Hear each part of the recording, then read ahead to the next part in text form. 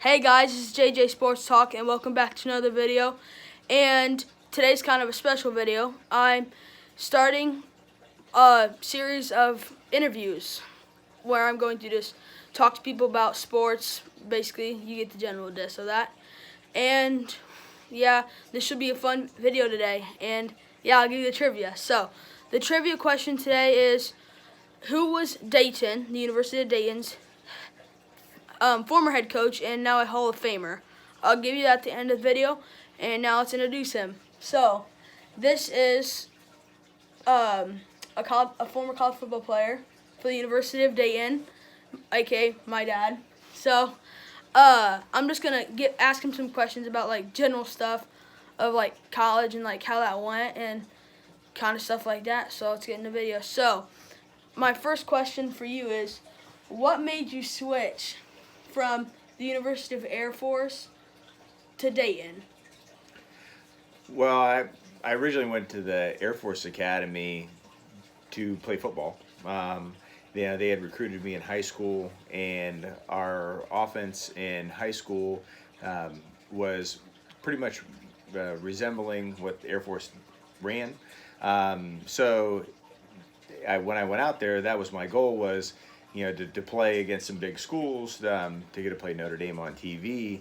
But when I got there, I realized that the whole point of the Air Force Academy was not to play football, but actually to prepare yourself to be, for a career in the Air Force.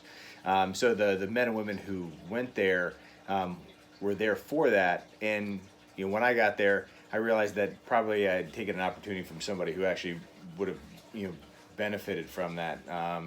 And so I decided that wasn't the place for me. And so I came back to Ohio, and once I got back, fortunately, Coach Kelly, had recruited me for the University of Dayton, and made an opportunity for me to go down and really not miss a beat and to get into summer camp. And so I got home, was home for about a week, went to 2-a-days, and started up. There you go. So that's how he made it to Dayton. So yeah, let's just get into the first real Dayton question. So, what was it like when you first started getting there and practicing? Like, what was your reaction? Like, what did you think? It was fun? Do you think it was really hard? Did you like the coaches? Like, stuff like that. I really like the coaches. The coaches were very, very positive, but were certainly knowledgeable, strict. The first thing that you realize when you go from high school to college is it's significantly faster. You think, oh, hey, as a running back, there's a hole there, and all of a sudden, it closes just like that. And so the speed of the game is something that it takes getting used to. And so when you first start, that's the first recognizable thing. Okay. So what was your best moment playing in the games? My best. Well, I should elaborate on that. Not necessarily in the game, just in general. Playing football for Dayton. Well, the best was when I was a sophomore, and we were in San Diego, to the University of San Diego, where Jim Harbaugh coached. Yep. His first college coaching job. And we were out there, and no one expected us to go undefeated my sophomore year, and we went out there and beat San Diego to finish the season undefeated. So that was my first great experience. The second one was kind of an up and down moment. It was one of those never quit. We were playing Townsend State at home, and yeah. we were up 28 nothing at halftime. I'm kind of thinking the game's over, and then in the second half, things just didn't go right, and we were down 42-34 with about 2 minutes left to go on the clock. We drive down. I got a screen pass, scored, and then we went for 2 to tie it up, and unfortunately, the back got tackled short. So we onside kick, recover, and we ran the ball, centered it, and the kicker, who ironically in the fourth quarter, as people were filing out of the stadium, is screaming at his friends in the stands, "Don't you leave! I'm gonna win this game." And needless to say, he kicks a 40-yard field goal with no time on the clock to win the game 43 to 42. It's good. Right.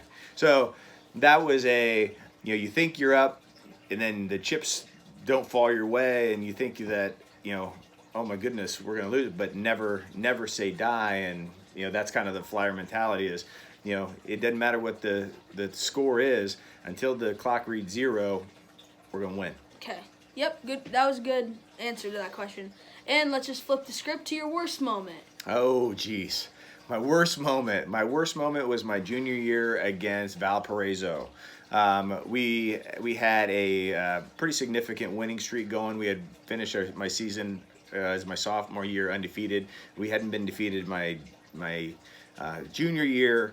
We go to Towson State, and we're on the goal line. We run a kind of an option play. I get the option, and I put my head down thinking, hey, I'm just going to run over the defensive back and we're going to score. Unfortunately, it didn't work out that way. He took out my legs. I flipped upside down. I fumbled the ball on the 1-yard line, and I'm there as I'm kind of coming back to, and I watched the guy pick the ball up and take it 99 yards for a touchdown.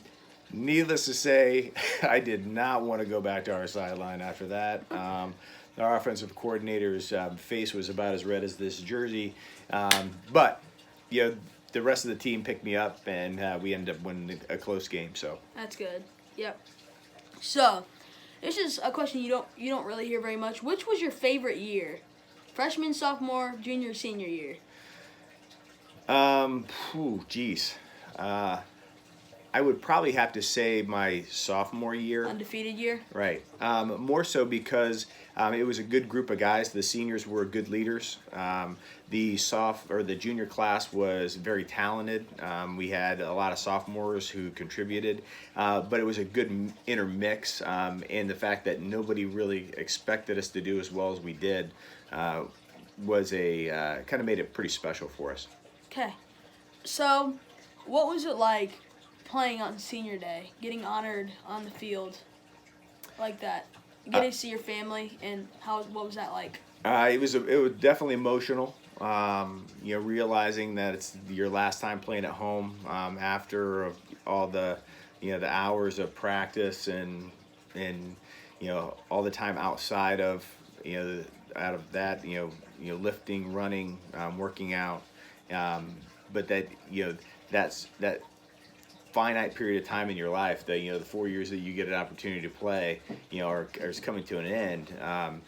It's certainly emotional, and that was actually the Towson State game. So it kind of made it even more special for us that we were able to win it kind of like that, at the end of the season. Not the one he fumbled in, though. Not the one I fumbled in, right? The last game of our season actually was in San Diego. And that was very emotional. Lots of tears shed, and lots of hugs. Unfortunately, fortunately, I had family there, so get to experience that. So it was pretty special moment. As I know, you were an academic All-American. So how special is that to be an academic All-American, which is a very special award? That was actually. Interestingly, that was one of my goals when I got there. You can't really plan for it, but when I went on my recruiting visit, they had an area that had pictures of all the people who had been, All-Americans, academic All-Americans, and I kind of thought, man, I really would like to be that person, and so. I went through my senior year. You work as hard as you can in the classroom, on the field, and then I was actually sitting in one of my classes, and one of my teammates who was a year younger than me came in and said, "Hey, congratulations!" And I said, "What are you talking about?" He said, "Oh, you haven't seen the paper." so in the USA Today, it said, that fortunately I'd been selected to the 1998 first team academic All-American for the. And like, do you know any of the players that were that you were being named with? Chad Pennington was on there, who played at Marshall, and then had a career in the NFL with the Jets and the Dolphins. There was one of the running backs from Nebraska, was a running back on there. One of the outside linebackers, Jerry Radzinski, I probably butchered the name, so I apologize, was a second team linebacker. So yeah, I think there were some guys from Florida on there, but. So basically, he was named with some very good guys. So that was a very great award to have achieved. So a very good career at Dayton. Were you happy with the choice that you made with Dayton? I was.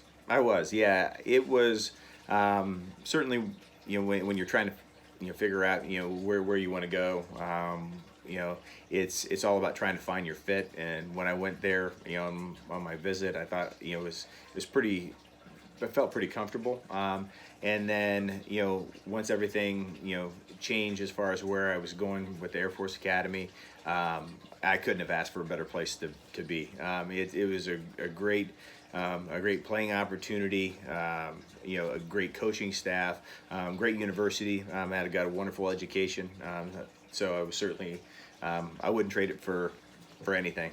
Yeah. If there was one moment that you could take back, it could be funny or bad. If you could take it back and redo it, what would it be? Oh, geez, the fumble for sure. The fumble. Yeah. I would 100% take that one back. That was kind of one of those you go. Ugh, it would have been on the blooper reel for sure. Blooper reel. Come on, man. Yeah, come on, man. NFL films. Okay, so let's wrap it up with this question. So if you don't know,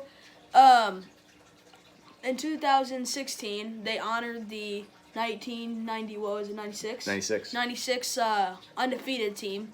What was it like being back on the field to play? Not to play, but to be honored with all the guys that you played with. Oh, it's always fun to see the guys that you played with and that you spent so much time with, and shared good memories with. To see where they're at today. Where careers, kids, family, wives, and then to kind of reminisce about the good old days of what it was like when you're younger, and kind of go back and talk about the goods and the bads and the would'ves and could'ves and the whatnot. So yeah, it's always fun to see those guys. Yeah. So thank you for the interview.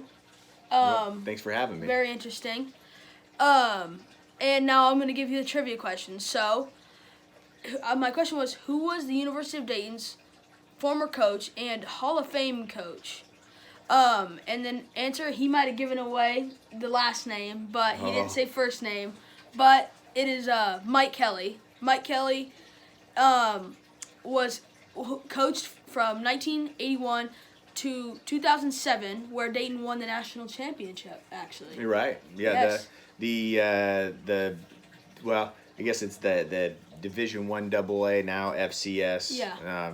Non-scholarship national championship. Yeah, right? Very impressive.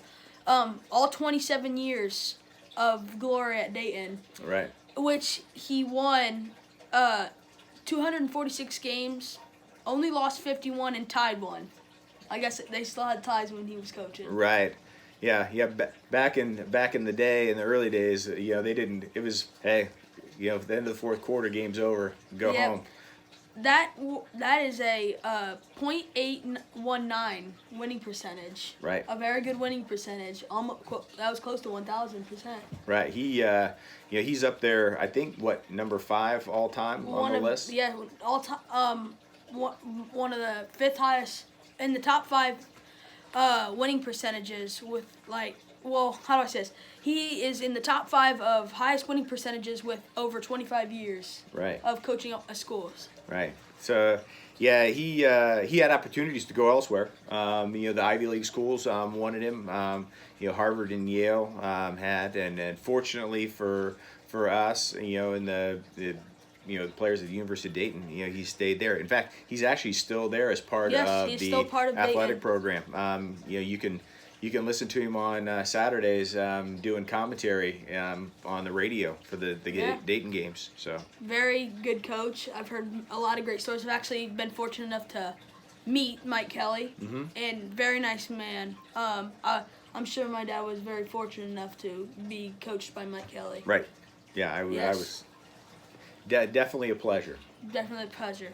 Well, I think we're just gonna start to wrap up this video, and it was definitely a fun one. I hope that there are many interviews to come. I mean, if you want to come and for me to interview, I'll interview you, and I'm hoping there's more to come. So, just thank you for watching JJ Sports Talk. Goodbye.